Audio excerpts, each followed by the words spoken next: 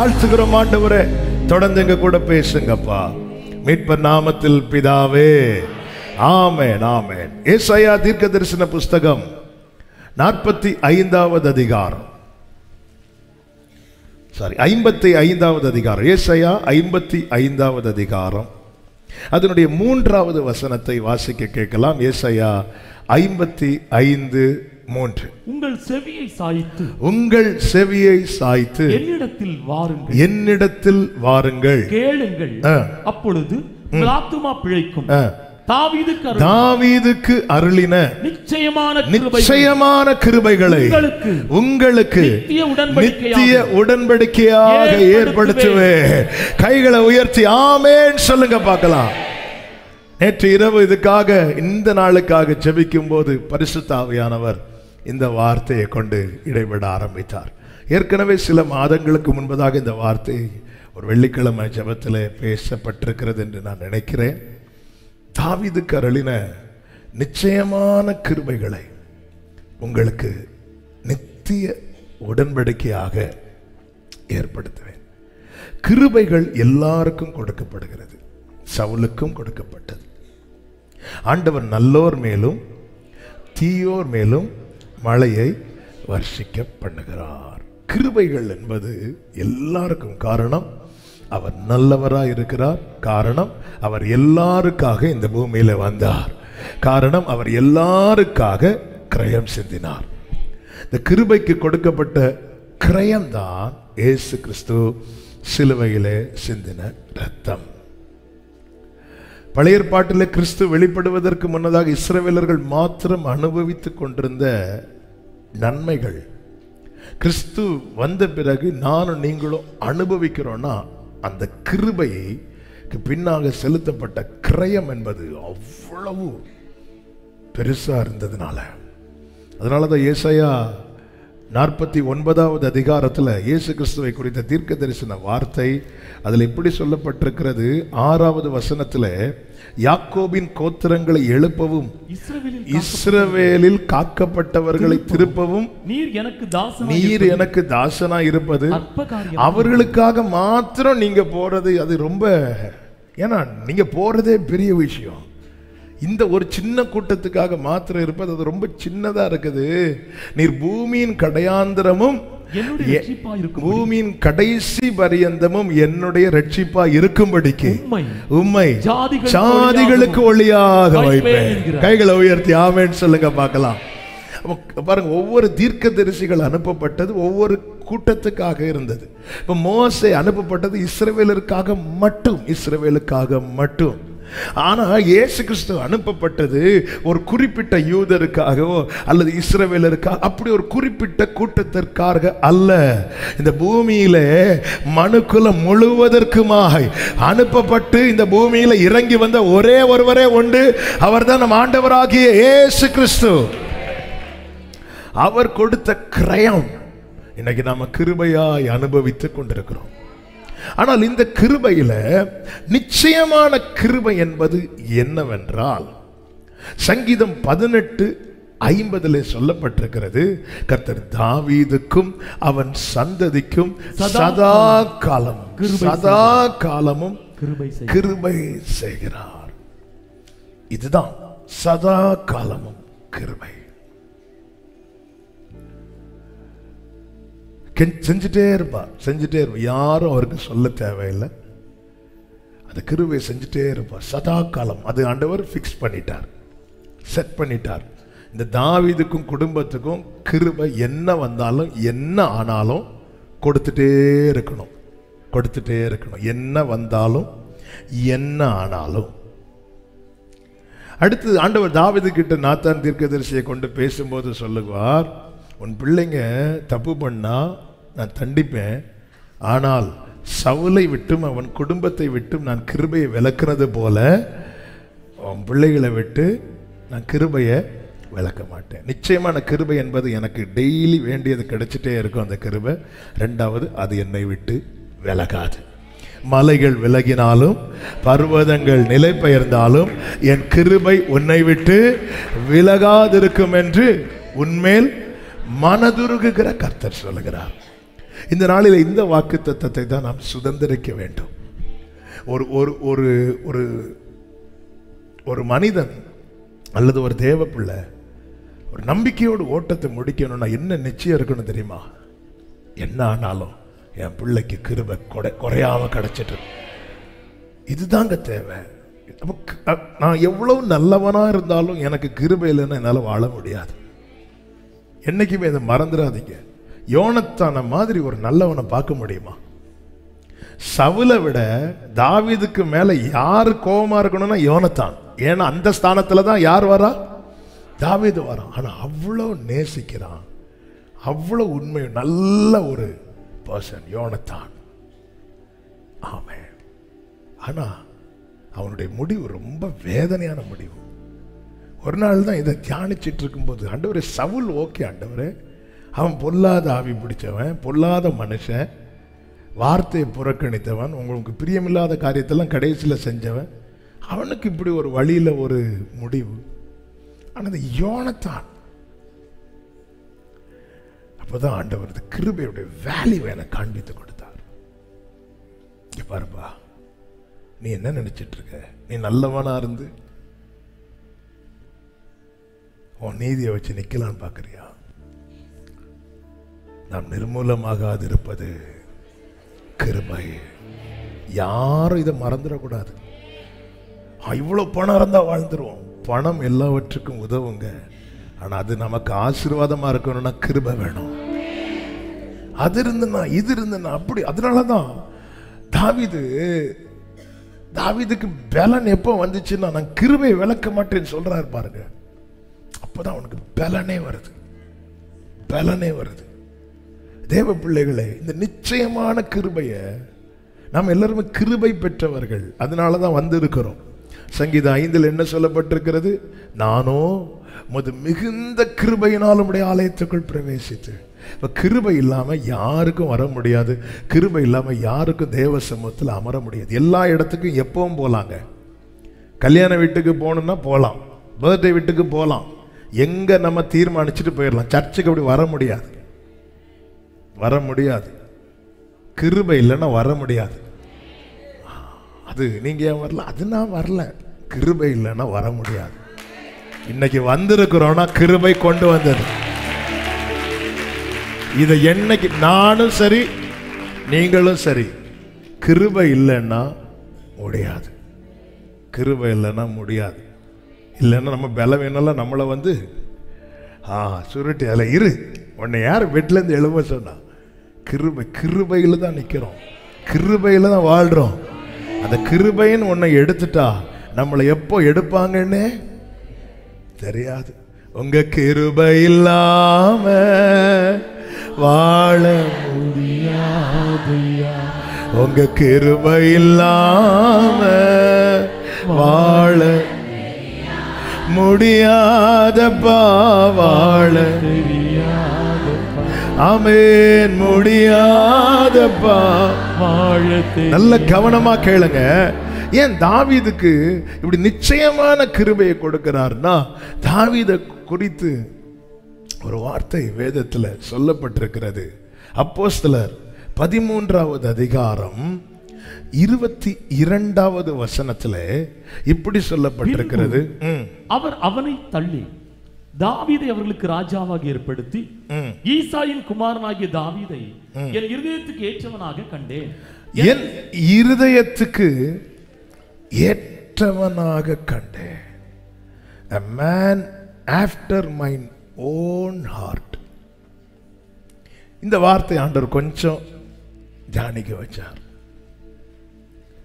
அதாவது 12 வருட பெரும்பாடுள்ள ஸ்திரீ இயேசுவை நெருங்கினது அவருடைய வஸ்திரத்தை தொடர்றதுக்கு. தாவீது நெருங்கினது அவருடைய இருதயத்தை தொடர்றதுக்கு. இன்னைக்கு அநேகர் நெருங்கிறது வஸ்திரத்தை தொடர்றதுக்கு தான். வஸ்திரத்தை தொடர்றதே எதுக்கு அப்படின்னா, அங்கிருந்து எனக்கு வேணும். தாவீது இருதயத்தை தொடரணும்னா அவருக்கு பிடிச்சதை தான் செய்யணும். A man after my own heart. அப்படியே பார்க்குறான், அவருக்கு என்ன செஞ்சா பிடிக்கும், என்ன செஞ்சா பிடிக்கும். இன்னைக்கு இந்த வார்த்தை உண்மையில நம்ம ஆண்டவர்கிட்ட நெருங்கி போய் உட்காந்துறது வஸ்திரத்தை தொடறதுக்கு தானே. எதுக்குங்க நைட்லாம் ஜோம் பண்ணிட்டு இருக்கீங்க? வஸ்திரத்தை தொடறதுக்கு தான். அங்கிருந்து இதான் தாவீதே, நீங்க எதுக்கு உட்கார்ந்து இருதயத்தை தொடறதுன்னா என்ன? இங்க இருந்து போகணும். ஆமீன் குறைய ஆரம்பிச்சிட்டு இன்னொரு 10 நிமிஷத்துக்கு ஆமீன் வராது. சிலர் நாங்கள் தான் நிறைய ஆமீன் வர்ஷிப்லேயே சொல்லிட்டோமே. ஆமீன். என் இதயத்துக்கு அப்போ ஒருத்தன் இருதயத்தை தொட்டுட்டானா, ஆண்டவருடைய இருதயத்தை ஒருத்தன் தொட்டுட்டானா, அவனுக்கு கொடுக்கிற கிஃப்ட் தான் நிச்சயமான கிருபை. எப்படி செட் பண்ணி வைக்க நமக்கு தெரியும். தாவீதின் தலைமுறையை பார்த்தா இந்த சாலமோன்ல தொடங்கின பிரச்சனை. ஆனா அதாவது கிருபையை பிக்ஸட் டெபாசிட்ல போட்டார் ஆண்டவர் தாவீதுக்கு. யாருக்கும் அதுல கை வைக்க முடியாது. அதனாலதான் விழுந்துச்சு அந்த கூடாரம். ஆனாலும் கிருபையில் உண்மை உள்ளவர். அவர் சொல்ல, நான் திரும்ப எடுப்பேன். சபையே கேளுங்கள். வஸ்திரத்தை தொடுறதுக்காக நிறைய பேர் எதுக்கு நைட்டு முடிச்சிருப்போம், எதுக்கு அதிகாலையில் வஸ்திரத்தை தொடணும்? ஏன்னா அங்கிருந்து ஒரு வல்லமை புறப்பட்டு எனக்கு அங்கிருந்து தாவீது என் இதயத்துக்கு இருதயத்தை தொடணும்னா அங்கிருந்து எதிர்பார்க்க கூடாது. இங்கிருந்து நான் அவருக்கு என்ன செய்யணும், இங்கிருந்து நான் அவருக்கு என்ன செய்யணும், இங்கிருந்து நான் அவருக்கு என்ன செய்யணும்.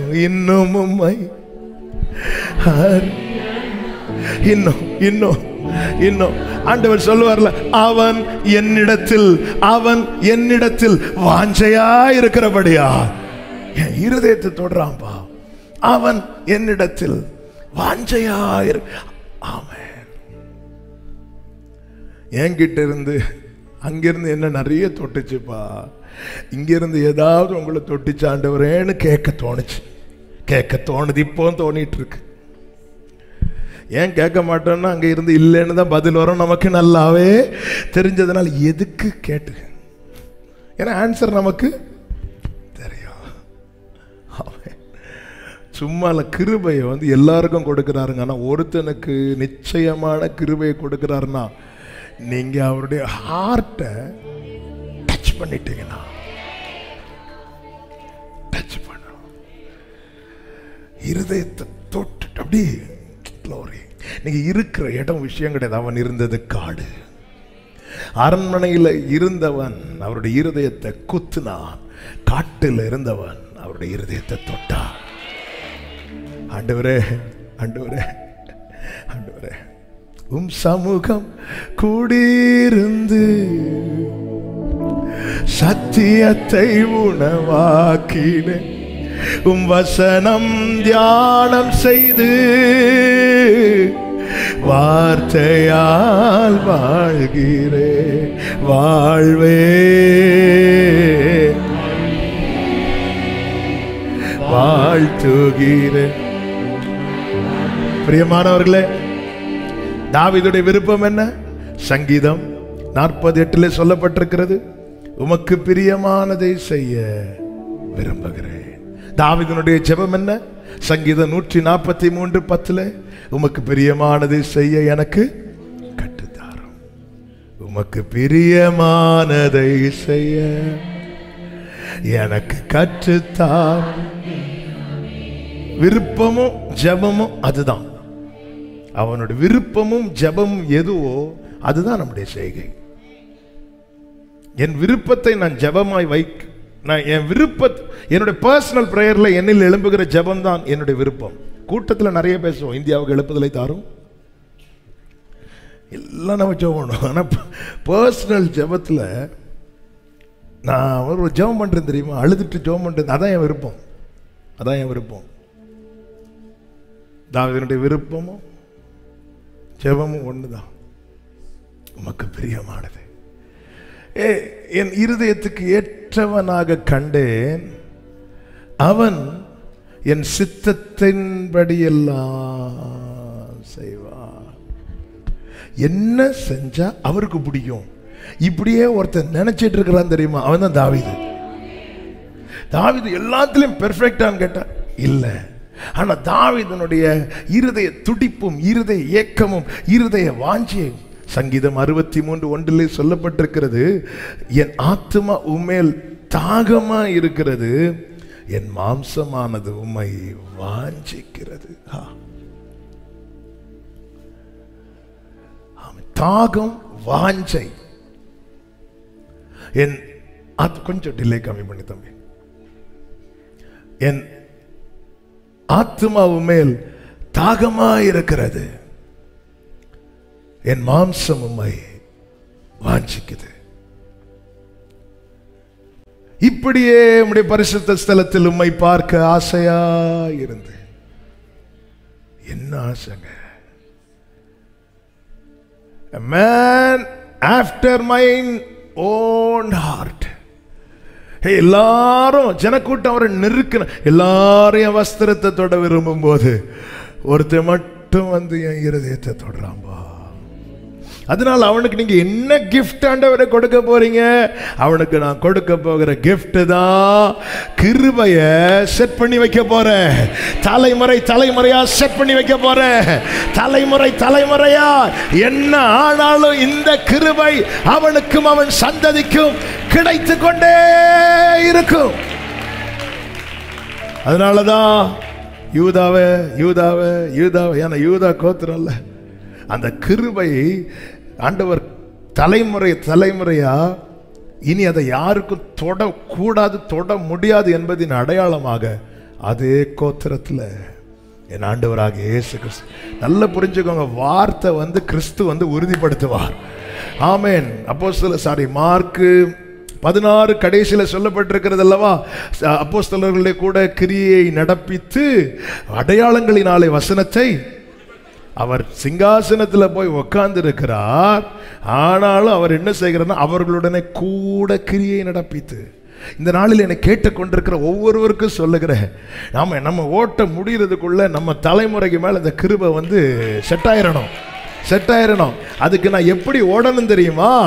எல்லாரும் வஸ்திரத்தை தொட ஓடும் போது நான் அவர் இருதயத்தை தொட ஓடணும். நான் என்ன செஞ்சா அவரை, நான் ஓடுறது அவர்கிட்ட வாங்குறதா இருக்கக்கூடாது. நான் ஓடுறது ஹல்லேலூயா என்னை கொடுக்கிற, ஏன்னா எனக்கு வேண்டியதை அப்படி இருதயத்தோட ஓடுறவனுக்கு கர்த்தர் கொடுக்கிற அந்த நிச்சயமான கிருபைகளில் ஒன்று என்ன தெரியுமா? அதுதான் இன்னைக்கு நாம தியானிக்க போறோம். நிச்சயமான கிருபை, தாவீதின் வாழ்க்கையிலிருந்து கர்த்தர் செய்த காரியங்கள். ஹல்லேலூயா, ஆமென். அதுக்கு முன்னாடி இந்த காரியத்தை அழுத்தணும் இல்ல. சும்மா உனக்கு நிச்சயமான கிருபை என்றால் அது கிடைக்கும் இது கிடைக்கும் இல்லை. யாருக்கு கிடைக்கும்? கிருபை எல்லாருக்கும் கிடைக்கும். நான் திருப்பியே சொல்றேன், கிருபை எல்லாருக்கும் கிடைக்கும். ஆனால் நிச்சயமான கிருபை இருதயத்தை தொடுகிறவனுக்கு தான் கிடைக்கும். யாருடைய இருதயத்தை? ஆண்டவருடைய இருதயத்தை. என் வாழ்க்கை எப்படிப்பட்டதா இருப்பதாக என் தேவனுடைய இருதயத்தை நான் தொடணும். தேவனுடைய இருதயத்தை தொடணும்னா ஒன்னே ஒன்று செய்யணும், அவர் சித்தம். அவர் சித்தம், அவர் சித்தம். உம்மை போல யாரும் இல்லை, என்னை என்றும் நேசிக்க. உங்க சத்தம் கேட்பேன், உங்க சித்தம் செய்வேன். உமக்காக உயிர் வாழ்கிறேன், நான் உமக்காக உயிர் வாழ்கிறேன், நான் உமக்காக உயிர் வாழ்கிறேன். உங்க சத்தம் கேட்பேன், உங்க சித்தம் செய்வேன். உமக்காக உயிர் வாழ்கிறேன். உங்க சத்தம் கேட்பேன், உங்க சித்தம் செய்வேன். உமக்காக உயிர் வாழ்கிறேன். நான் உமக்காக உயிர் வாழ்கிறேன். நான் பிரியமானவர்களே, நம்ம நிறைய வாழ்ந்துட்டோம். நிறைய பேர் நம்ம ஒரு வயசை கணக்கு பண்ணி எவ்வளவு வாழ்ந்திருக்கிறோம்னு பாருங்க. ஆனா அவ்வளவு நாள் வாழ்ந்தது இருதயத்தோட ஓடணுமா, வஸ்திரத்தோட ஓடணுமா? இருதயத்தோட ஓடுறோமா? வஸ்திரத்தை தொட்டவ வாங்கினா சமாதானத்தோட போய் உன் வேதனை நீங்கி சுகமாயிரு அனுப்பி விடுறார். ஏன்னா அவருக்கு தெரியும் வந்தது வஸ்திரத்தோட. இருதயத்தோட வர்றவங்கள்ட்ட சொல்றார், நான் எங்க இருப்பேனோ நீ அங்க இருப்ப. அதனாலதான் மேல எல்லாத்துக்கும் பேரு தாவீதுன்னு எழுதிட்டார். தாவீதின் சிங்காசனம், தாவீதின் திறவுகோல். ஆமென். தாவீதின் திறவுகோல். வஸ்திரத்தை தொட. இன்னைக்கு வஸ்திரத்தை எதுக்காக ஜெபம் பண்றோம், எதுக்காக காத்திருக்கிறோம்? அப்ப இம்மைக்கான தேவைக்காக நான் ஆண்டவர்கிட்ட கேட்க கூடாதா? ஆண்டவர்கிட்ட கேட்காம வேற யார்கிட்ட கேட்க முடியும்? என் பிள்ளைக்கு ஃபீஸ் கட்டணும்னா அவர்கிட்ட தான் கேட்பேன். எனக்கு பசிக்குது அவர்கிட்ட தான் கேட்பேன். ஆனா நான் அதுக்காக மட்டும் ஓடுறேன்னா எனக்கு கிருபை கிடைக்கும். ஏன்னா ஆண்டவர்கிட்ட வர்ற யாரையும் ஆண்டவர் வராம. ஆனா இருதயத்தோட ஒருத்தன் அவருக்கு அவரையே ஃபாலோ பண்றான் பாருங்க, அவரே ஃபாலோ. அவனுக்கு கொடுக்கப்படுற கிருபை என்பது என்ன தெரியுமா? நிச்சயமான கிருபை. ஆமென். சில நேரத்தில் ஆண்டவர் அப்படியே டெஸ்ட் வைப்பார். என்ன, இவன் வஸ்திரத்தோட வந்திருக்கிறானா, இருதயத்தோட வந்திருக்கிறானா என்பதை பார்ப்பதற்காக சில எதிர்பார்த்த காரியத்தை அப்படி கொஞ்சம் ஸ்டாப் பண்ணி வைப்பார். அப்படி கொடுக்காம இருப்பார். அப்போ தெரிஞ்சிடும் நம்ம வஸ்திரத்தை தொடுறோமா. ஆண்டவருக்கு தெரியும் நாம எதத்தோட வந்திருக்கோம். ஆனா நமக்கு தெரியணுமே. கேட்ட யாரெல்லாம் இருதயத்தோட வந்திருக்கிறீங்கன்னா எல்லாரும் கை தூக்குவோம். எதுக்கு போய் சொல்லிட்டு? அதனால அதை நான் கேட்கல. இந்த வார்த்தையை தியானிக்கும் போது நானே கையை கீழே போட்டுட்டேன். ஆண்டவரே, பல நேரத்தில் ஜெபத்தெல்லாம் பார்த்தா ஆண்டவரே என்ன, ஆனா இருதயத்தை தொடுறவன் ஆண்டவரே ஆண்டவரே ஆண்டவரே அதான் சொல்றாருல. இப்போ இந்த வசனத்தை உள்ள வச்சுட்டு சங்கீதங்களை பார்க்கும்போது தான் நிறைய புரியுது. ஆமென். உம் பீடத்தை சுற்றி சுற்றி நான் வருகின்றேன். ஆமென். உம் பீடத்தை சுற்றி சுற்றி நான் வருகிறேன். தெய்வமே, கரைகளெல்லாம் நீங்கிட என் கைகளை கழுவுகிறேன். கரைகளெல்லாம் ஆமென் என் கைகளை கழுவுகிறேன். பிரியமான சபையே, ஆமென் ஆமென். தேவனுடைய இருதயத்தை தொடுங்கள். தாவீது என்ன செய்கிறான் பாருங்க. அதாவது சித்தம் என்ன என்பது அதுக்கு பின்னாக ஓடுகிறான். அது மாத்திரமல்ல, அதை அறிந்து கொள்வதற்காக, அதை செயல்படுத்துவதற்காக, அந்த வழியை விட்டு விலகிவிடக் கூடாது என்பதற்காக தாவீது சொல்லுகிறார் சங்கீதம் 16:8, கர்த்தரை நான் எப்பொழுதும் எனக்கு முன்பாக வைத்திருக்கிறேன். I have set the Lord always before me. எனக்கு முன்னாடி, எனக்கு முன்னாடி. நான் முன்னாடி என்கிறதல்ல, எனக்கு முன்னாடி என்கிற நிலை. நான் முன்னாடி இருக்கணும். பந்தியில நான் முன்னாடி இருக்கணும். எல்லாத்திலும் நான் முன்னாடி, நான் முன்னாடி, நான் முன்னாடி. இருதயத்தை தொடுகிறவன் எனக்கு முன்னாடி, எனக்கு முன்னாடி, எனக்கு முன்னாடி. கர்த்தர் எனக்கு முன்னாடி. ஒரு வீட்டில் சாப்பிட்றதுக்கு போறாங்க. இயேசு 3 வருஷம் ரொம்ப ஃபேமஸ் ஆகியாச்சு. எல்லாரும் விருந்து கூப்பிடுறாங்க. ஊழியத்துக்கு போகும்போது எல்லாரும் இயேசுக்கு பின்னாடி, சாப்பிட போகும்போது எல்லாரும் பந்திக்கு முந்துறாங்க. கொஞ்சம் இருப்பா பேதுரு, ஏன் என்ன பிரச்சனை? கொஞ்சம் எல்லாரும் நமக்குன்னு ஒரு காரியம் வரும்போது நாம முந்தி அடிச்சு முன்னாடி முன்னாடி. தாவீது சொல்றார், I have set the Lord always before me. எப்பவும் எனக்கு முன்னாடி. இந்த ப்ரையாரிட்டி, லைஃப்ல ப்ரையாரிட்டி.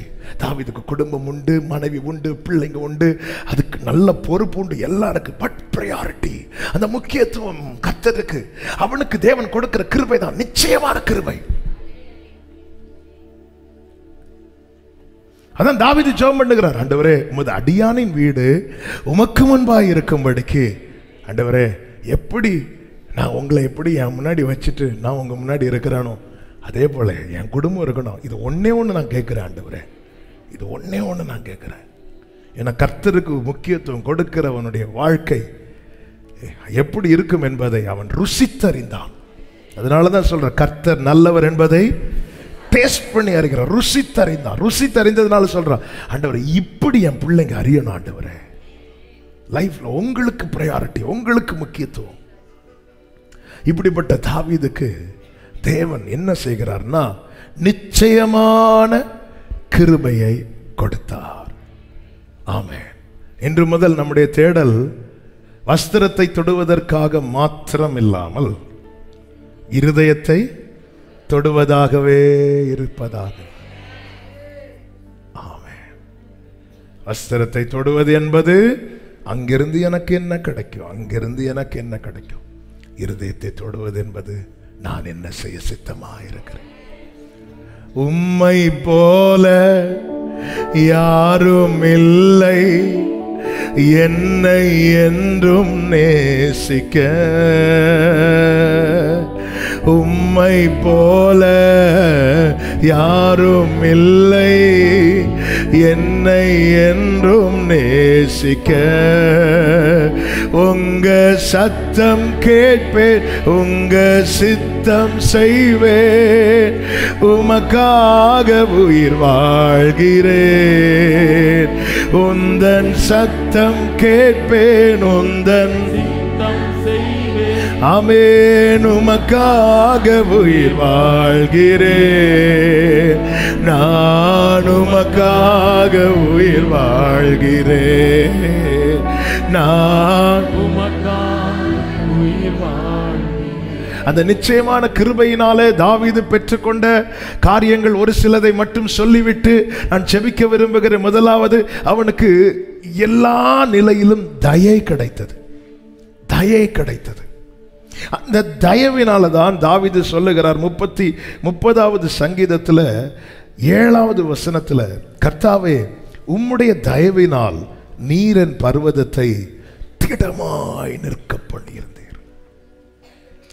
ஆண்டவருடைய ஃபேவர் கிடைச்சிட்டே இருக்கும், எல்லா இடத்துலையும் கிடைக்கும்.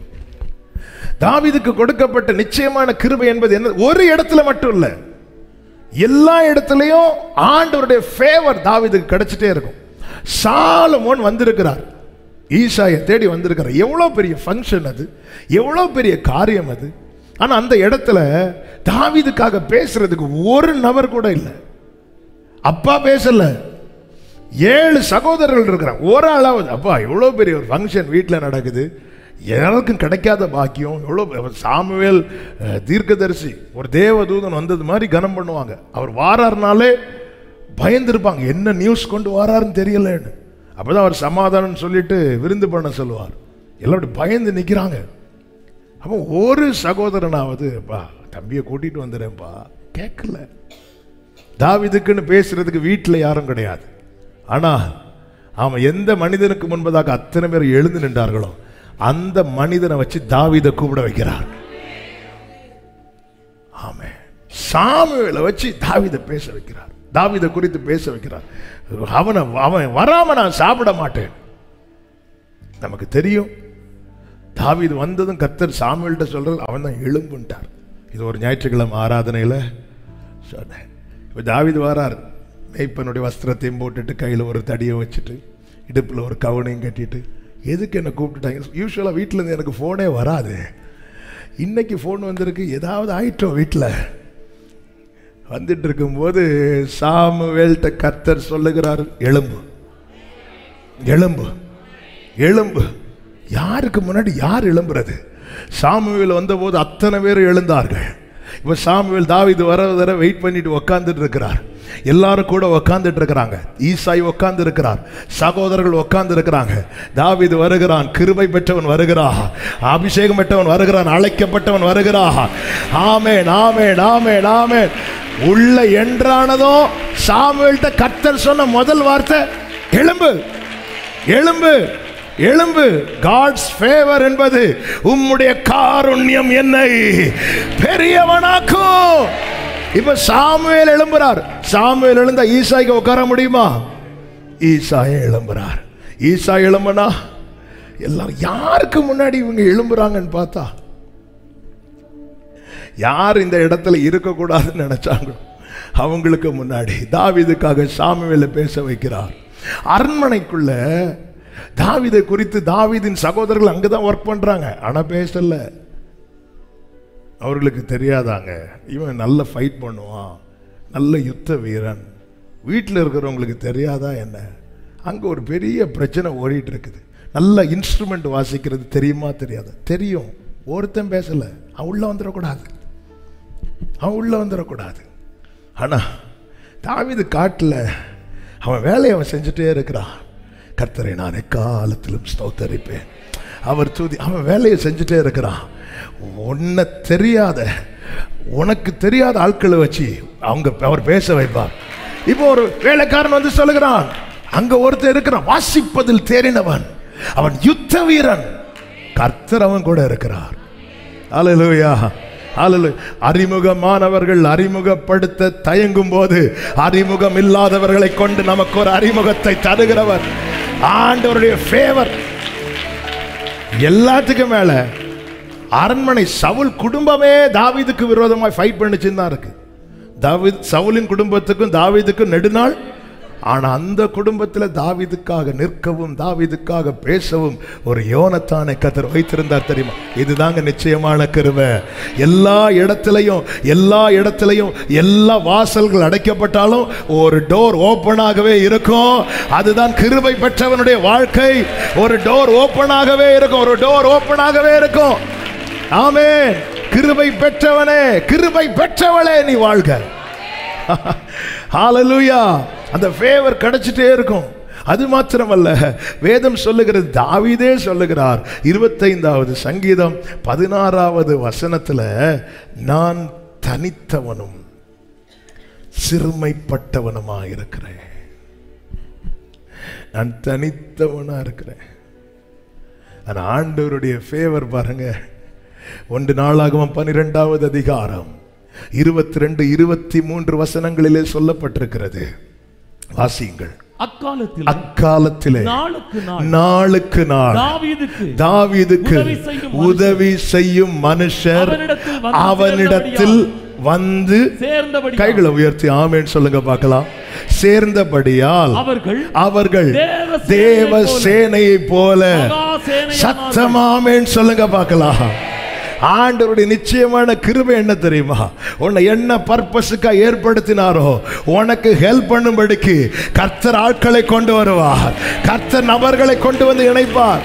தாவீதே, உன் ஆரம்பம் என்ன? நான் தனித்தவனும், எல்லாமே நானே தான் செய்யணும் ஆண்டவரே, எல்லாமே நானே தான் செய்யணும், எல்லாமே நானே செய்யணும். ஆண்டவருக்கு தெரியுங்க, என் பிள்ளைக்கு இவ்வளவுதான் செய்ய முடியும். நாளுக்கு நாளாம், டே பை டே கர்த்தர் கொண்டு வர இந்த வேலை செய்ய. தாவீதுக்கு யுத்தத்துக்கு இவன் இருந்தா நல்லா இருக்கும், போ போ போ தாவீது கிட்ட போ. இந்த காரியத்துக்கு இந்த ஆள் இருந்தா நல்லா இருக்கும், போ.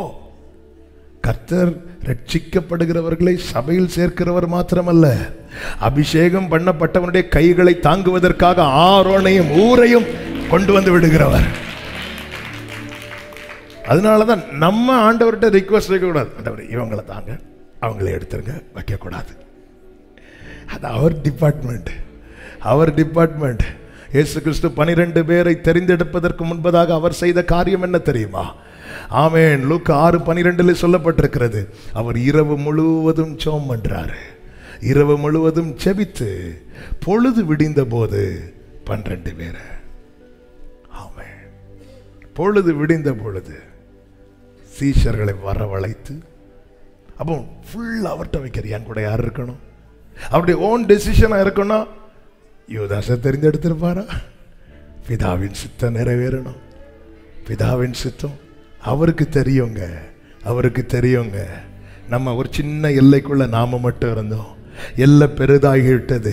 இனி நமக்கு ஹெல்ப் பண்றதுக்கு யார் வேணும்? அதுதான் தாவீது சொல்லுகிறார், எனக்கு அனுகூலம் பண்ணுகிறவர்கள் நடுவிலே கர்த்தர் என் பட்சத்தில் இருக்கிறார். கைகளை உயர்த்தி ஆமென் சொல்லுங்க. எனக்கு அனுகூலம் பண்ணுகிறவர்கள் நடுவிலே. தாவீதுக்கு அருளின நிச்சயமான கிருபைகளை. ஆமென், அல்லேலூயா, ஆமென். என்னுடைய தாயார் அடிக்கடி இந்த வார்த்தையை சொல்லுவாங்க. கூட்டம் ஜாஸ்தின்னு சொல்லும்போது அப்படியே இருப்பாங்க. ஏமா தியானிக்கிறீங்களா? இல்லை, அன்னைக்கு பழைய சர்ச்சில் பாயெல்லாம் போட்டு வச்சுட்டு மீட்டிங் நடக்கும். அப்போ சைடெலாம் ஓப்பன், அடிக்கிற காற்றுல பாய் பறக்கும். அப்போ அம்மா ஜெபம் பண்ணுவாங்களாம், ஆண்டவரே ஒரு பாய்க்கு ஒரு ஆளையாவது தாங்க ஆண்டவர், ஏன்னா பாய் பறக்காமல் இருக்கிறதுக்கு. நான் தனித்தவனும் சிறுமைப்பட்டவனுமாயிருந்தேன். ஆனால் ஆண்டவருடைய ஃபேவர் நாளுக்கு நாள் நாளுக்கு நாள். இப்போ கிருபையினால பாய காணல. ஆமென். கர்த்தர் எவ்வளோ நல்லவர் தெரியுமா?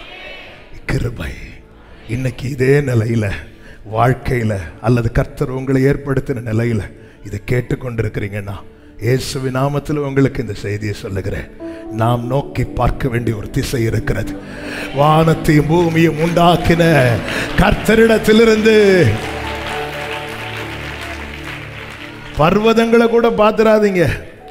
சங்கீதக்காரன் எப்படி தொடங்குறான்? எனக்கு ஒத்தாசை வரும் பர்வதங்களுக்கு நேராக என் கண்களை ஏறெடுக்கிற. அங்க இல்லை. அப்ப எங்க? அதுக்கு மேல. அப்பதான் சொல்றார், எனக்கு ஒத்தாசை வானத்தையும் பூமியும் உண்டாக்கின கர்த்தரிடத்திலிருந்து. வானமும் பூமியும் படைத்த வல்ல தேவனிடமிருந்தே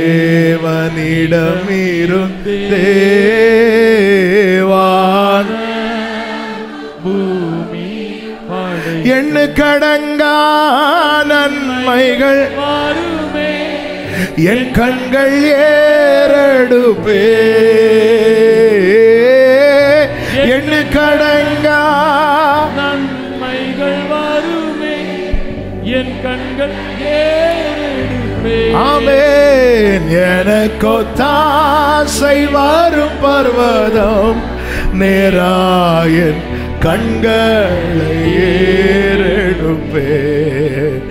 எனக்கு ஒத்தாசை வரும் பர்வதம் நேராயன் கண்களை ஏறு. இன்னொரு வார்த்தையை பாருங்க. 2 சாமுவேலின் புஸ்தகம் 5வது அதிகாரம் 11வது வசனத்திலே சொல்லப்பட்டிருக்கிறது. தீருவின் ராஜாவாகிய ஈராம் தாவீதினிடத்தில் ஸ்தானாபதிகளையும் கேதுரு மரங்களையும் தச்சரையும் கல் தச்சரையும் அனுப்பினான். அவர்கள் தாவீதுக்கு ஒரு வீட்டை கட்டினார்கள். கைகளை உயர்த்தி ஆமென் சொல்லுங்க பார்க்கலாம். தாவீது யோசிக்க கூட இல்லை. தாவீது காட்டிலையும் குகையிலையும் வனாந்திரத்திலையும் அங்கேயும் கிருபை பெற்றவனுடைய வாழ்க்கை பயணத்தை பாருங்க. ஆமென். உங்க இள வயதுல ஒரு பெரிய நுகத்தை கர்த்தர் சுமக்க வைக்கிறார்னா நீங்க கட்டாத வீட்டில் குடியிருக்கும்படிக்கு, நடாத தோட்டத்தில் அனுபவிக்கும்படிக்கு கர்த்தர் உங்களுக்கு உதவி செய்வார். ஹல்லேலூயா. அதனாலதான் இளம் வயதில் நுகம் சுமக்கிறது மனுஷனுக்கு. தாவீதினுடைய நிறைய சங்கீதம் எழுதினது 30 வயசுக்குள்ள எழுதினார். ஆனா எழுதின அனுபவத்தை பார்த்தா 60 வயசு 70 வயசுல எழுதுனது மாதிரி இருக்கும். பாதி சங்கீதத்துக்கு மேல சவுலால் துரத்தப்பட்ட போது எழுதினது. சவுலால் துரத்தப்பட்ட போது எழுதினது. சவுல் கதை எப்போ முடிஞ்சது? தாவீதுக்கு 30 வயசுக்குள்ளேயே முடிஞ்சிட்டு. எல்லா பிரச்சனையிலிருந்தும் வெளியே வந்து எழுதின சங்கீதம் தான் 18. ஆனால் 18வது சங்கீதத்தை படிக்கும்போது ஆமாம், நம்ம அந்த டைட்டில்லாம் பார்க்கும்போது தாவீது எல்லா பிரச்சனையும் முடிஞ்சு கடைசியில் எழுதுனது மாதிரி இருக்கும். இல்லை, தாவீது சவுலின் கைக்கு கர்த்தர் நீங்களாக்கி மீட்கப்படும் போது தாவீதுக்கு வயசு 30. அது 30 வயசுல தான் ஜனங்கள் வந்து எப்ரோன்ல அவனை அபிஷேகம் பண்றாங்க. 30 வயசுக்குள்ள இந்த தாவீது எங்கெல்லாம் ஓடி இருப்பார், எங்கெல்லாம் நடந்திருப்பார், எவ்வளவு கஷ்டப்பட்டிருப்பார். 30 வயசுக்குள்ள ஒரு மனிதன் தன் வாழ்நாள் முழுவதும் பட வேண்டிய பாடுகளை 30 வயசுக்குள்ள ஆண்டவருடைய இருதயத்தை தொட்டவன் அனுபவிச்சிருக்கிறான். ஆனாலும் அவனுடைய ஏக்கெல்லாம், ஆண்டவர் உங்க விருப்பம் என்ன, உங்க விருப்பம் என்ன? அந்த 30 வயசுல தான் அந்த தாவீது அப்பத்துக்காக ஒரு ஆசாரியன்ட்ட போய் நிற்க வேண்டி வந்துச்சு. பலிபீடத்துல தேவ சமூகத்து அப்பங்களை தவிர வேற ஒண்ணுமே இல்லை. அதனால தாவீது நிற்கிறார். பரவாயில்ல, கொடுக்கலான் இருக்குல்ல, பசியாதானே வந்திருக்கிறோம். அவனுக்கு கொடுக்கப்பட்டது. ஆனால் அதே தாவீது முதிர் வயதான போது ஒரு சங்கீதத்தை எழுதுகிறார். அந்த சங்கீதம் தான் 37. அதில் என்ன சொல்லப்பட்டிருக்கிறது? நான் இளைஞனானேன், முதிர் வயதும் உள்ளவனுமானேன், ஆனாலும் நீதிமான் கைவிடப்பட்டதையும் அவன் சந்ததி அப்பத்துக்கு இறந்து திரிகிறதையும். என் வாழ்க்கையில கை நீட்ட வேண்டிய நிலைமை வந்துச்சு. ஆனா என்ன நீதிமான் ஆக்கினவர் எனக்கு பாராட்டின கிருபை என்ன தெரியுமா? என் பிள்ளைக்கு அப்படி ஒரு நிலைமை வராதபடிக்கு கர்த்தர் பாதுகாத்தார். நீதிமான் கைவிடப்பட்டதையும் அவன் சந்ததி அப்பத்துக்கு இறந்ததையும். வாழ்க்கையில 30 வயசுக்குள்ள சந்தித்த பிரச்சனை இதுக்கடையில அவன் வீடு, காரு, யோசிக்கிறதுக்கு டைம் இருக்கு. அவன் பிரதர் என்ன யோசிச்சுட்டு இருக்குங்க? என்னுடைய மாஸ்டர் பெட்ரூமை கீழே வைக்கவா மேல வைக்கவான்னு யோசிச்சுட்டு இருக்கிறேன். தாவீது, நீங்க என்ன யோசிச்சுட்டு இருக்கிறீங்க? குகையிலையா வனாந்திரத்திலையா எங்க தூங்கலான்னு யோசிச்சுட்டு இருக்கிறேன். அந்த தாவீதுக்கு கர்த்தர் வீட்டை கட்ட ஆட்களை அனுப்பினார். அவர் இன்னைக்கும் ஜீவிக்கிறார். நம்புறவங்க மாத்திரம். உங்க கைகள் கூறுகவில்லை, உம்மால் கூடாது. ஆமென். உங்க கைகள் கூறுகவில்லை, உம்மால் கூடாது, உம்மால் கூடாது. ஜீசஸ் உம்மால். தாவீதுக்காரன் நிச்சயமான கிருபை என்ன தெரியுமா? எல்லா பகுதியிலும் அவனுக்கு ஃபேவர் கிடைச்சிட்டே இருக்கும். ஆண்டவருடைய ஃபேவர் கிடைச்சிட்டே இருக்கும். பேசுறதுக்கு யாரும் இல்லாத இடத்துல அவனுக்காக யாராவது ஒரு ஆள் பேசுவாங்க. ஹெல்ப்புக்கு யாரும் இல்லாத இடத்துல அவனுக்காக ஆட்கள் வந்து நிற்பாங்க. ஆச்சரியமா இருக்கும், ரொம்ப ஆச்சரியமா இருக்கும். இது ஆண்டவருடைய ஃபேவர். அதனாலதான் தாவீது சொல்லுகிறார், எனக்கு அனுகூலம் பண்ணுகிறவர்கள் நடுவில் கர்த்தரின் பட்சத்தில் இருக்கிறார். எனக்கு யாரும் இல்லைன்னு கலங்காதீங்க. நீங்க அவரால் தெரிந்தெடுக்கப்பட்டவர்கள். என்னுடைய ஃபோக்கஸ் ஒன்லி இருக்கட்டும். என்ன? மேன் ஆஃப்டர் மைன் ஓன் ஹார்ட். என் இருதயத்துக்கு ஏற்றவன். அவருடைய இருதயத்தை தொடர்றதுக்கு ஏதுவானவர்களை செஞ்சுட்டே இருங்க. என்ன செஞ்சு அவருக்கு பிடிக்கும், என்ன பண்ண அவர் மகிழ்வார், இதுல நீங்க கவனம் செலுத்திட்டீங்கன்னா உங்க சாட்சி எதுவா இருக்கும் தெரியுமா? என் ஜீவனுள்ள நாளெல்லாம் நன்மையும் கிருபையும் நான் கர்த்தருடைய வீட்டிலே நீடித்த நாட்களாய் நிலைத்திருப்பேன். அந்த நிச்சயமான கிருபையை தேவன் கொடுப்பதனுடைய அதனால கிடைக்கிற அடுத்த ஆசீர்வாதம் சங்கீதம் 27:5. தீங்கு நாளில் அவர் என்னை தம்முடைய கூடாரத்தில் மறைத்து என்னை தமது கூடார மறைகளை ஒளித்து வைத்து என்னை கன்மலை மேல் உயர்த்துவார். அடுத்து கிடைக்கிற இந்த கிருபையினால நமக்கு கிடைக்கிற ஆசீர்வாதம் என்பது தேவ பாதுகாவல். சிங்கத்தின் பற்கள் சேதப்படுத்தாதபடி காத்தார். கோலியாத்தின் பட்டயம் தாவீதின் மேல் விழாதபடி காத்தார். சவுலின் ஈட்டி தாவீதின் மேல் படாதபடி காத்தார். அப்சலோமின் தந்திரத்திலே தாவீது சிக்காதபடி காத்தார். தாவீது சொல்லுகிறார், நான் பாதுகாப்பா இருந்தேன் என்றல்ல, கர்த்தர் என்னை பாதுகாத்தார். வல பக்கத்தில் 1000 10,000 விழுந்துச்சு, ஆனால் அணுகாதபடி கர்த்தர் காத்தார். யுத்த நாளில் என் தலையை மூடினார், பாதுகாத்தார். சில நாட்களுக்கு முன்பு தான் ஒரு செய்தியில் கூட அந்த வார்த்தையை சொன்னேன் என்று நினைக்கிறேன். 1 சாமுவேலின் புஸ்தகம் 26வது அதிகாரத்தில்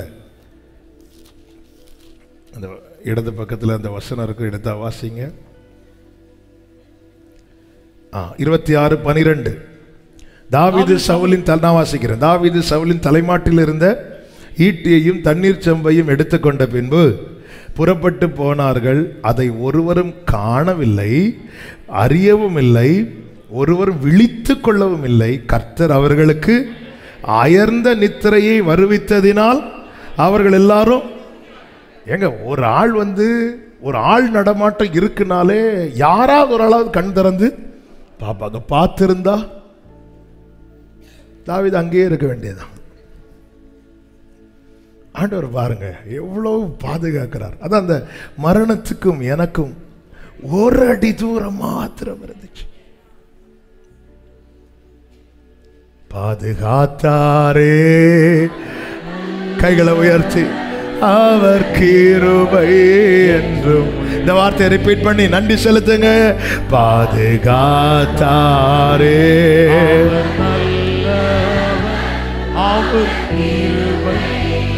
ஒரு விசை கூட பாதுகாத்தாரே, பாதுகாத்தாரே,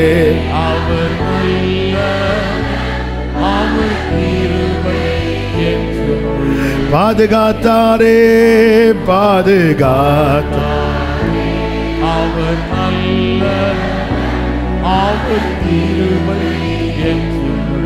நிச்சயமான கிருபையினால் தாவீதுக்கு கிடைத்த அடுத்த ஆசீர்வாதம் என்ன தெரியுமா? நேரம் போகிறதுனால நான் சொல்லி செபிக்க விரும்புகிறேன்.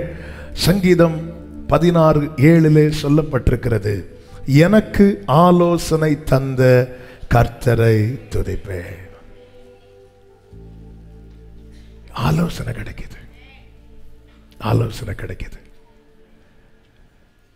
நான் உனக்கு போதித்து நீ நடக்க வேண்டிய வழியை உனக்கு உன்மேல் என் கண்ணை வைத்து ஆலோசனை சொல்லுவேன்.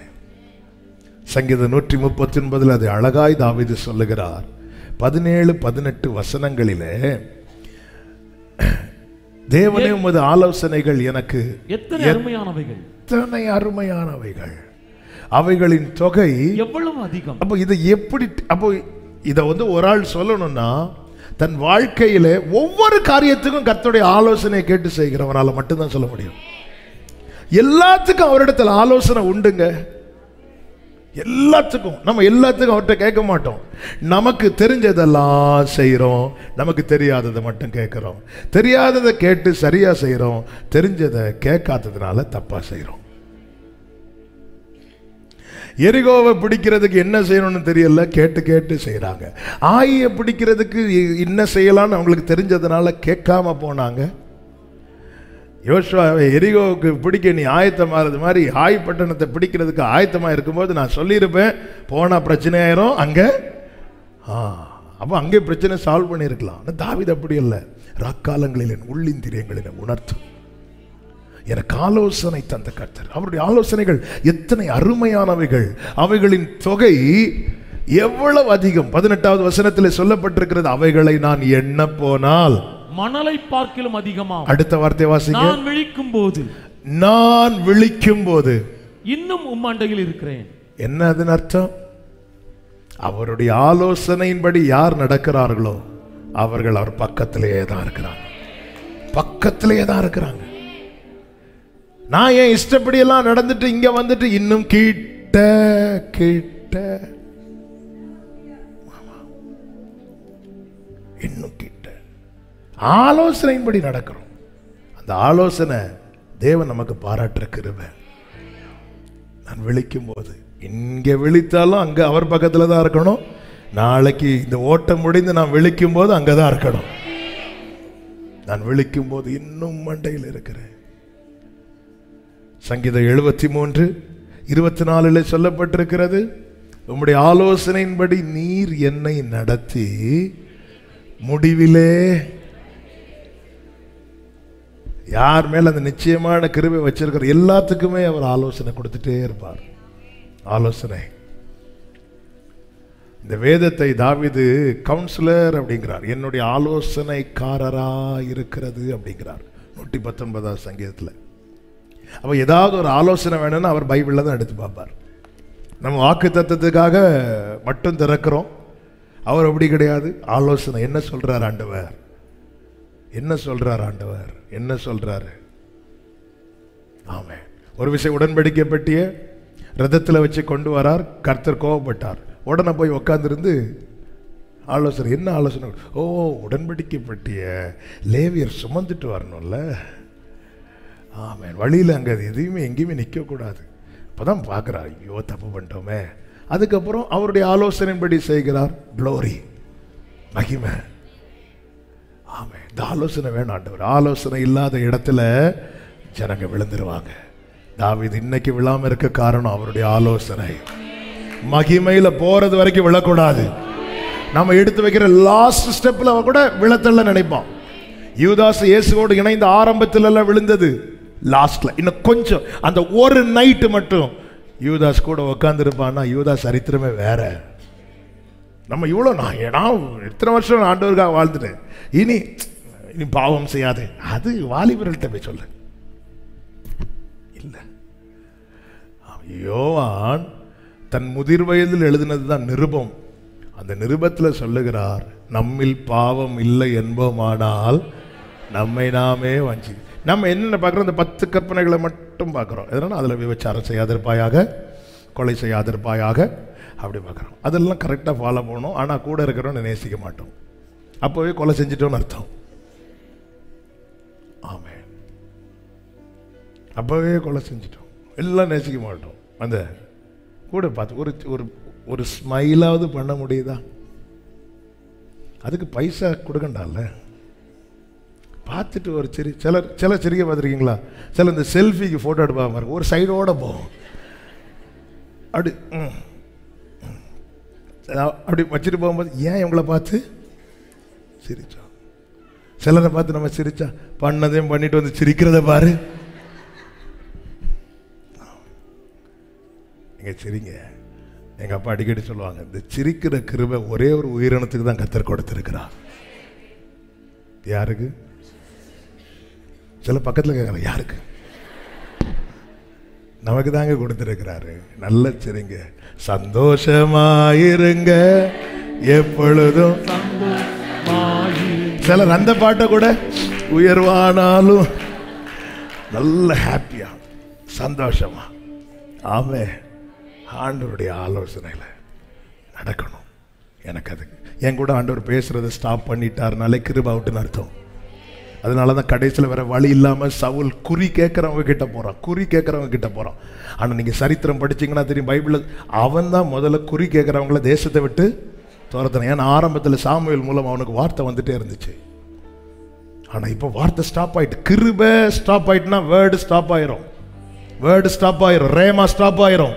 பிரசங்கம் கிடைக்கும், யூடியூப்பை தட்டினா பிரசங்கம் கிடைக்கும், சர்ச்சில் போனால் பிரசங்கம் கிடைக்கும். ஆனால் தேவன் தனிப்பட்ட இந்த இடைப்பட்டல் ஸ்டாப் ஆயிரும். கிருபை ஸ்டாப் ஆயிட்டனாலே ரேமா ஸ்டாப் ஆயிரும். நமக்கு நம்முடைய வாழ்க்கையில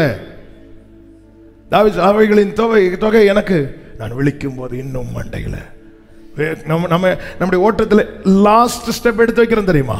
அந்த லாஸ்ட் ஸ்டெப் எடுத்து வைக்கிற வரைக்கும் நமக்கு அவருடைய ஆலோசனை தேவை. ஆமே, 2 காரியத்தை 2 நிமிஷத்துல சொல்லி ஜெபிக்கிறேன். நிச்சயமான கிருபையினால் நமக்கு கிடைக்கிற ஆசீர்வாதம் என்ன? 2 சாமுவேல் 7வது அதிகாரம் 12, 13, 14, 15 வாசிக்க வேண்டாம். அந்த வசனங்களிலே சொல்லப்பட்டிருக்கிறது, உன் சந்ததியை எழும்ப பண்ணி அவன் ராஜ்யத்தை நிலைப்படுத்துவேன். ஆமே, உன் பிள்ளைய நான் இப்படி வைப்பேன்பா. நிலைப்படுத்தினதை தாவீது ஃபுல்லா பார்க்கல. சாமுவேல் அபிஷேகம் பண்ணப்பட்டதும் தாவீது இறந்துட்டார். ஆனா ஒரு நல்ல நம்பிக்கை, என் பிள்ளை வாழ்க்கை ஆண்டவர் சொல்லிட்டார், இப்படி இருக்கும். தலைமுறையை குறித்த காரியத்தில் நிச்சயம். இன்னைக்கு அந்த நிச்சயம் இல்லாததுனால தானே நல்ல வீக் ஆகிறோம். பெற்றோர் அநேகர் பாதிக்கப்படுறதுக்கு காரணமே பிள்ளைகளுடைய எதிர்காலத்தை குறித்த கவலை. நினைத்தது போல பிள்ளை படிக்கலை, வழி மாறி போகுது, அல்லது காரியங்கள் எல்லாம் வேற விதமாக போகுதுனாலே அது பெற்றோரை ரொம்ப ரொம்ப பாதிக்கும், ரொம்ப பாதிக்கும், ரொம்ப பாதிக்கும். அப்போ இந்த செய்தி கேட்டு தாவீது ஒரு வார்த்தை சொல்லுவார் 27வது வசனத்தில், உமது அடியானுக்கு மன தைரியம் கிடைச்சிட்டு, மன தைரியம் கிடைச்சிட்டு, உமது அடியானுக்கு மன தைரியம். பிரியமான கர்த்தருடைய பிள்ளைகளே, நம்ம எவ்வளோ நாள் இந்த பூமியில் வாழப்போகிறோம் தெரியாது. நம்முடைய பிள்ளைங்க வாழ்க்கையில் காண வேண்டிய எல்லா நன்மைகளையும் நம்ம பார்ப்போமா தெரியாது. அப்படி பார்க்க தேவன் ஒவ்வொருவருக்கும் அனுகிரகம் செய்வாராக. ஆனால் ஒரு நிச்சயம் இருக்கணும், ஒரு நிச்சயம் இருக்கணும். ஜெனிப்பித்தது கர்த்தர். என் பிள்ளை வாழ்க்கையில் இந்த நோக்கம் தான் நிறைவேறும். ஆண்டவர் சொல்லுற தாவீதுட்டு, நான் கிருபையை விளக்க மாட்டேன் தாவீது, அது போதும் ஆண்டவரே, அது போதும். ஆனால் தப்பு பண்ண அடிப்பேன், என்னவோ செய்யுங்க ஆண்டவரே. அடுத்து ஒரு வார்த்தை சொல்லுவார் தாவீதுட்ட, நான் அவனுக்கு பிதாவாக இருப்பேன்.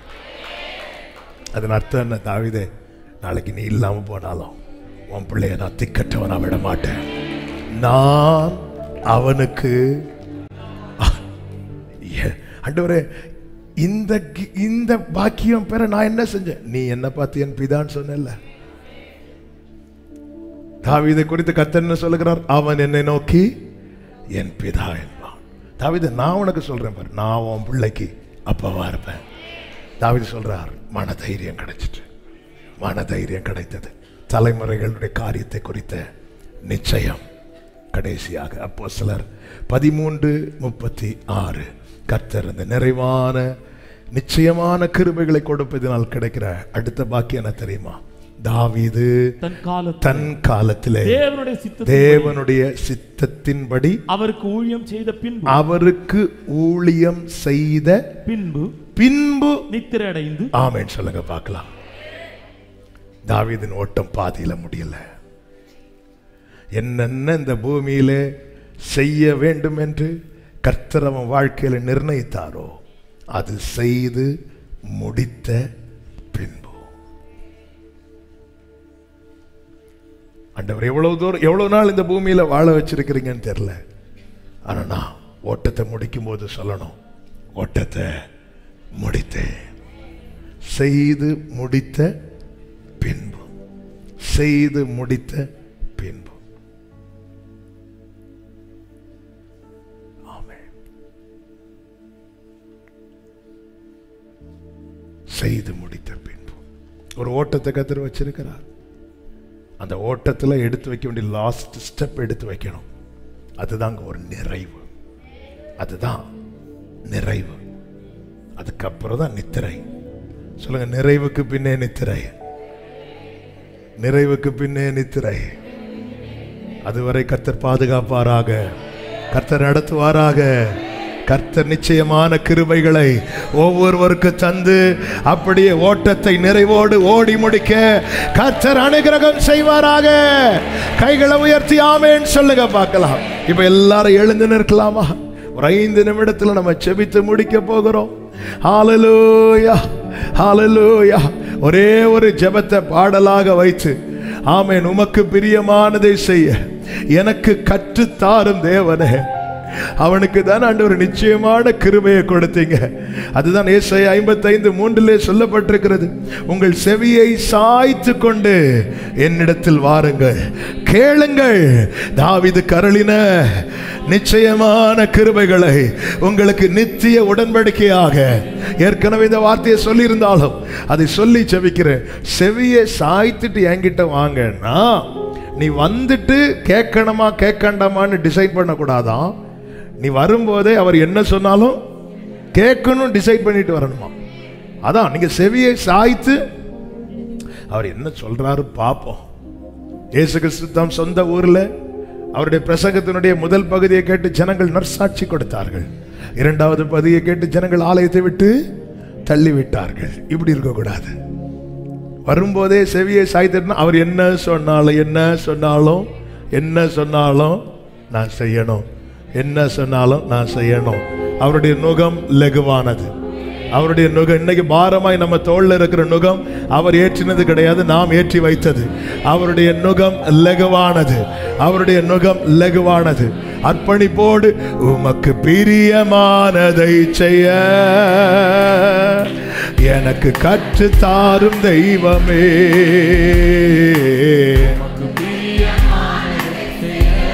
கேளுங்க பார்க்கலாம். எனக்கு கற்று தாரும் நீரே என் தேவன், நீரே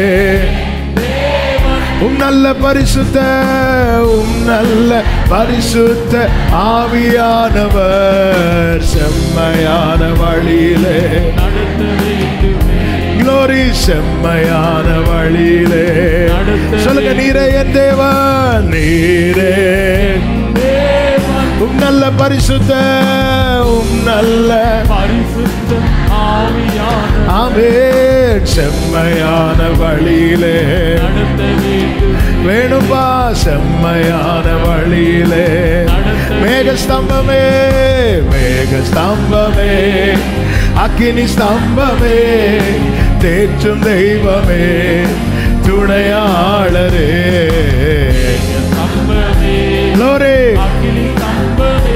ஆமென் தேற்றும் தெய்வமே ஆமென். உம்மை நோக்கி என் கைகளை உயர்த்தி உயர்த்தி மகிழ்கிறேன், உம்மை நோக்கி என் கைகளை உயர்த்தி உயர்த்தி மகிழ்கிறேன், உயர்த்தி மகிழ்கின்றேன். வறண்ட நிலம் தவிப்பது போல, வறண்ட நிலம் தவிப்பது போல் என் ஆத்மா உமக்காக இந்த ஏக்கத்தை கொடுங்கப்பா. ஏங்கி ஏங்கி தவிக்கின்றதையா, ஏங்கி ஏங்கி தவிக்கின்றதையா.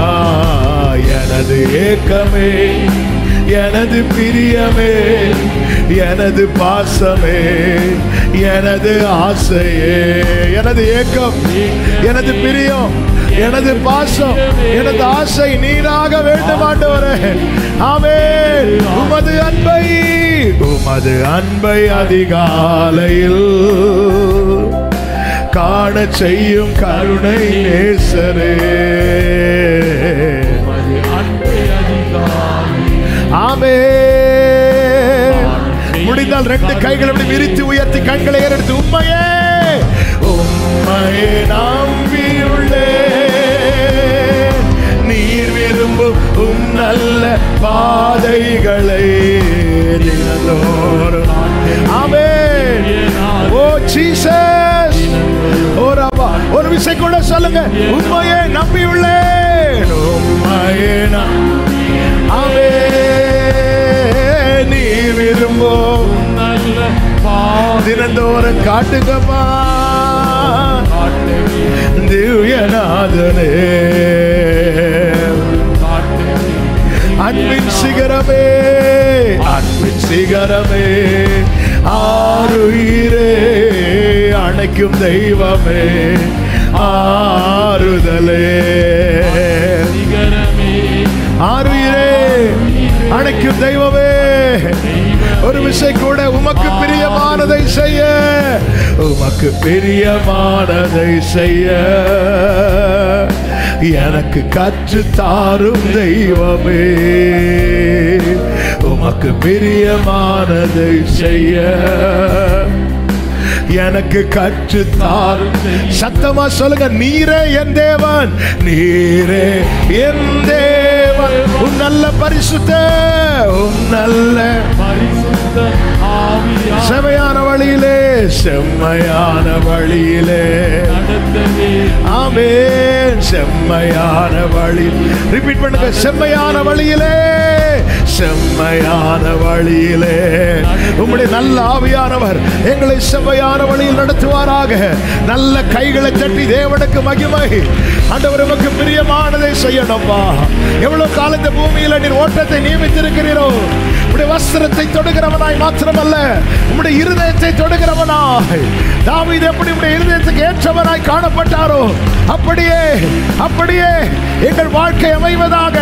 உம்முடைய நிச்சயமான கிருபைகளை நாங்கள் சுதந்திரிக்கத்தக்கதாக கர்த்தர் எங்களை நடத்துங்க, கர்த்தர் எங்களை நடத்துங்க, கர்த்தர் எங்களை நடத்துங்க ஆண்டவரே. ஆமென். ஒரு 2 நிமிஷம் நாம இருதயத்திலிருந்து ஜெபிக்க போகிறோம். உங்க வலது கரத்தை உயர்த்தி உங்க இடது கரத்தை இருதயத்தில் வைத்து உங்க வஸ்திரத்தை தொட்டு போறதுக்காக மட்டும் நான் உங்க சமூகத்தில் வரக்கூடாது. உங்க இருதயத்தை எத்தனை பேர் உண்மையா விரும்புறீங்க? ஒரு வார்த்தையை கேளுங்க ஆண்டவர்ட்ட. என்னுடைய செயல்கள், என்னுடைய ஆராதனைகள், என்னுடைய வாழ்க்கை, என்னுடைய நினைவுகள் உங்க இருதயத்தை தொடட்டும், உங்க இருதயத்தை தொடட்டும். எனக்கு ஒரு தேவை வரும்போது வந்து வஸ்திரத்தை தொட்டுட்டு போறேன், உங்ககிட்ட இருந்து வல்லமா புறப்பட்டு வாங்கிட்டு போறேன். ஆனா அப்படி மட்டும் நான் வந்துட்டு போயிடக்கூடாது. தாவீதை போல உங்க இருதயத்துக்கு பின்னாடி அவர் இருதயம் என்ன விரும்புது, அவர் இருதயம் எந்த நாடுது, அவர் இருதயம் என்ன எதிர்பார்க்குது. நடத்துங்க ஆண்டவரே, நடத்துங்க ஆண்டவரே, நடத்துங்க ஆண்டவரே. உம்மையே நான் நேசிப்பேன், உம்மையே